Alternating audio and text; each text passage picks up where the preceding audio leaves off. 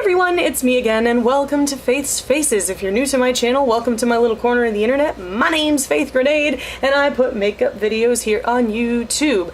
And you should subscribe and hit that little bell icon while you're at it. It'll notify you every time I upload, so you don't miss a single second of all of this riveting action. So today you've stumbled upon Faith's Faces, which is usually a get ready with me or a makeup tutorial like we've got going on today. Gosh, makeup tutorials are so much fewer and further between for me right now because they do take a decent amount of effort to film. They take an even greater amount of effort to edit, and I've been in school. So school is swallowing my life, but we are here today with a makeup tutorial, and you know, what I tripped and stumbled into as my palettes of the month this month without even really realizing it were the Sephora Pro palettes.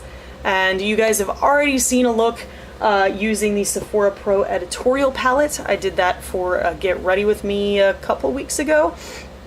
This particular look we've got going on today uses the Sephora Pro Cool Tone palette. I'm really happy with how this turned out, actually. I think it's going to be perfect for fall. I think it's going to be, you know, perfect for people who actually, you know, pay attention to seasonal trends and like wear certain eye looks at certain times of the year. Who has time for that? Am I right? I wear what I want when I want, but if you want a stereotypical fall look, this certainly does the job. This would also be a great Halloween look. It would be perfect for if you're doing like a witchy makeup or a vampire or something that's sort of generic and you just wanted to jazz it up a little bit in the makeup department. It's pretty versatile. I'm digging it. And if you want to see how to get it, just keep on watching, baby. I am going to take a Sonia Kashuk 109. And y'all might forgive me, it's gonna take me a minute to figure out the shades. I'm gonna take Flax, which is that shade right there. And I'm gonna use this as a transition shade in the old creaseroony here. And then I'm also gonna put it on the inner and outer corners of the eye.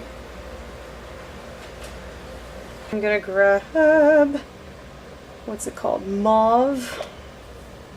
This lighter berry shade down this away on this brush, which came with an Anastasia Beverly Hills palette. Then we use that in the outside corner and the inside corner. And then I'm going to take the shade right next to it, which is Orchid. This little one on the bottom here. Deepen that up a little.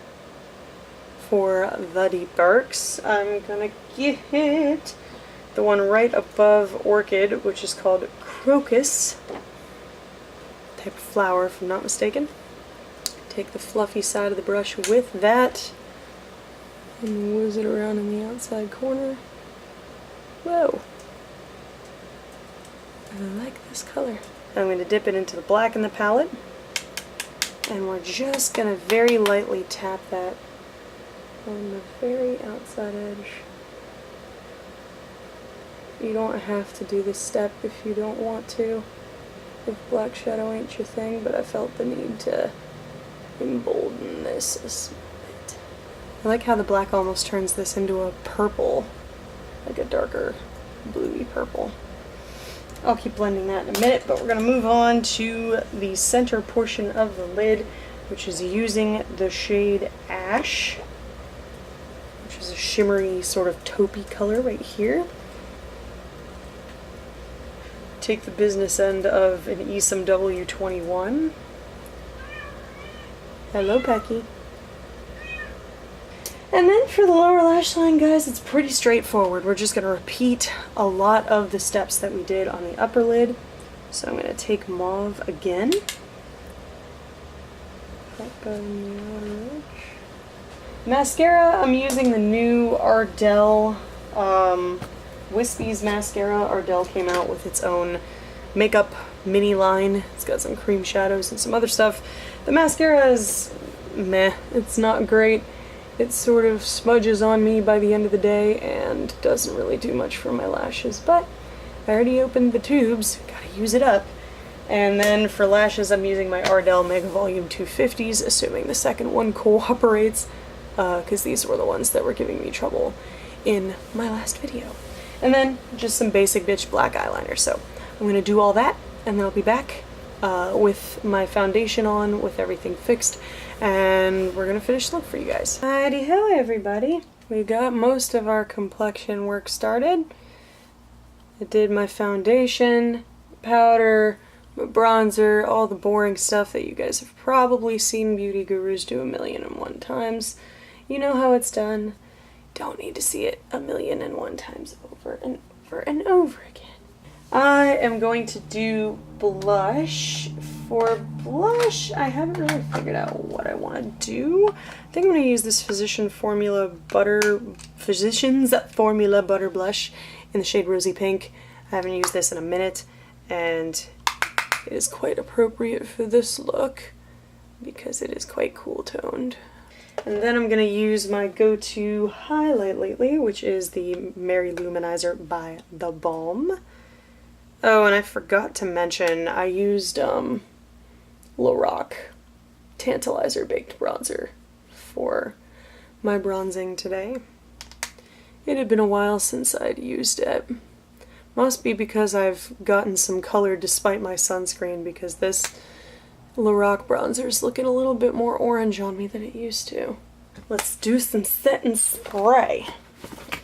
Let's pray I've got enough in here to get the job done. I think I do. Urban Decay All Nighter as always.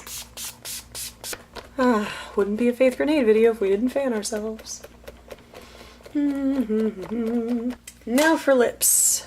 You could totally do a bunch of different lip options with this. You could do a nude lip. For the nude lip, I'd recommend something a little bit more on the corpsey side, like Posh Spice by Jeffree Star or Chai Latte by Sephora. That would look really cool. You could also do a deep purple lip if you have one. I'm still on the hunt myself. I don't think Jeffree has come out with one yet.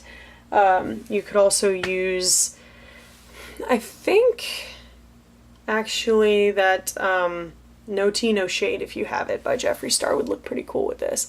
But I think I'm just going to do my stereotypical black lip because that's what gives me life lately. So, black lip ahoy! Will that joke ever get old? Probably. I am really happy with how this came out. And I'm pretty happy with the performance of these palettes so far. I mean, I've used the Sephora Pro Editorial palette already.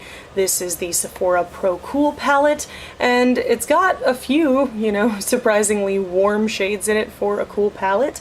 But honestly, the quality in these palettes has been pretty decent. Again, you know, you're getting a lot of product, so there are a couple of duds in here. From swatching anyway, but swatching and how it performs on the eyes are two completely different things, as we know. Swatches are notoriously unreliable, so so far so good. Again, this is my first time playing with this palette, so I'm not going to sit here and say, oh my god, it's perfect, it's amazing. Time will tell, but really pleased with it so far. I'm happy with the look. I think it's going to be great for the fall season. It's going to be great for Halloween if you're looking for some kind of witchy type look or something like that. Without further ado, the thing I forget to do all the time, let's do some awkward posing. Awkward posing. Looking down. Looking forward. Looking fierce. I hope you guys found this video helpful, informative, or entertaining. If you did, there's a button for that. Spank that like button in the butt, you know it deserves it. And if you want to see more from me, got a couple options now. You can click the videos on either side of my head to binge if you're bored or bummed out, or hey, you can hit that button that looks like my face and subscribe and become a member of the faithful today. I put out new videos every Sunday/Monday, depending on how fast my internet feels like being. Thank you guys so much for watching and joining me today, and I will see you in the next video. Toodles!